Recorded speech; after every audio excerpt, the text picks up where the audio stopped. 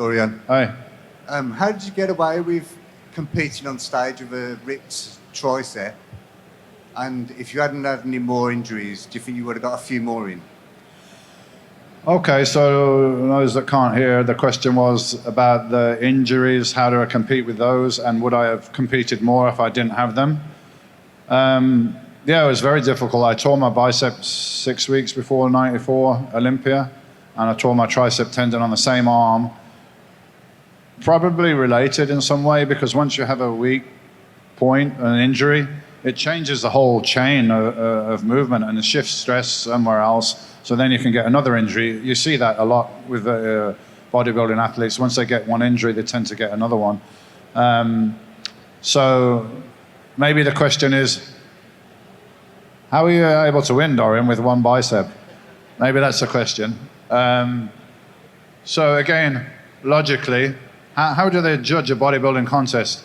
They judge it on 4 semi-relaxed poses, front, side, and back.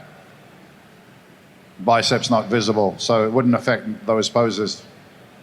Then you have 7 compulsory poses, starting with a front double bicep.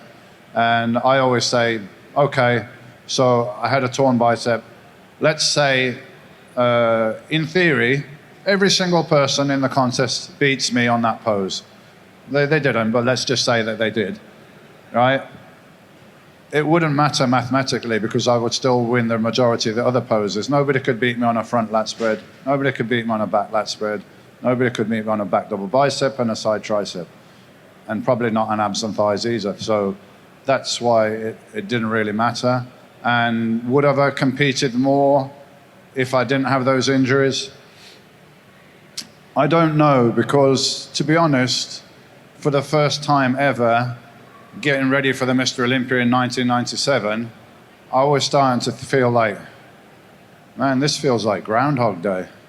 Like I'm just doing the same thing again and again, and I'm starting to lose my passion for this. It's starting to be a job, and I never wanted it to be like that. Even though it was a job, even though I was earning some pretty good money doing it, I didn't want to be in that mind frame, which a lot of the other guys were.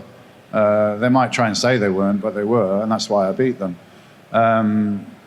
So I don't know. I was getting to the point where I'm like, and I never had in my mind this goal of trying to beat Lee Haney's record, which was 8 Mr Olympias. Everyone was always asking me about that once I got to number 5 and so on. But it was never a goal of mine. My goal was like, as long as I'm enjoying this, and as long as I feel I can make some improvements, it's possible, then I'll keep doing it. But 97, I was starting to feel like this is getting to be a bit of a chore. So I honestly don't know if I would have done another one after that. You said that you, with your training, with your diet, that you logged down everything, and you sort of did like as an experiment. Yeah. So you sort of looked at it and then you adjusted it.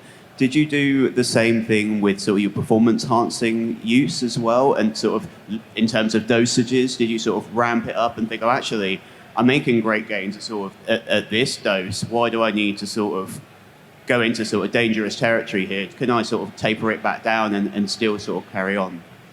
Yeah, the same thing with the anabolics. I was very analytical with that. And my thoughts on that initially was like, I'm going to use as little as possible as I can to get the results, because later on maybe that won't work and then I can go up.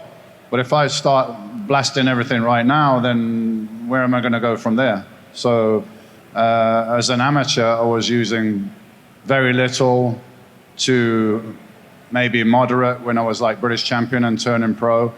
And then as a pro, I used a little bit more and some more compounds. Like as a professional, I used growth hormone. As an amateur, I didn't use that. I didn't have access to it and so on.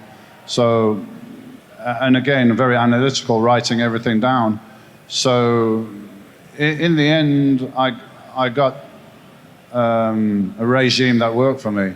So pretty much every Mr Olympia I did was the same, pretty much the same format, because it worked. And I had my own approach to it. When I was doing contests, I didn't use anabolics that could aromatize. that could convert to estrogen and hold water. So he's using the more kind of mild things. In the off season, I use the same as everybody else, but contests I was very just using anabolics that didn't aromatize. So that's probably why I was in shape very early on and all through the process. I wanted to see my physique as it was and not think, well, I'm taking something and that's making me hold water, and then maybe if I drop it out, then I'm going to look better, and it's, you know, it's not something I could control. So that was my approach. But everything I did was very analytical. I would write it down, and I, you know, still got all those records to look back on. I bet they're worth a few quid, them records, Dorian. Yeah, well, you know. One day. Maybe I'll release them one day. One day.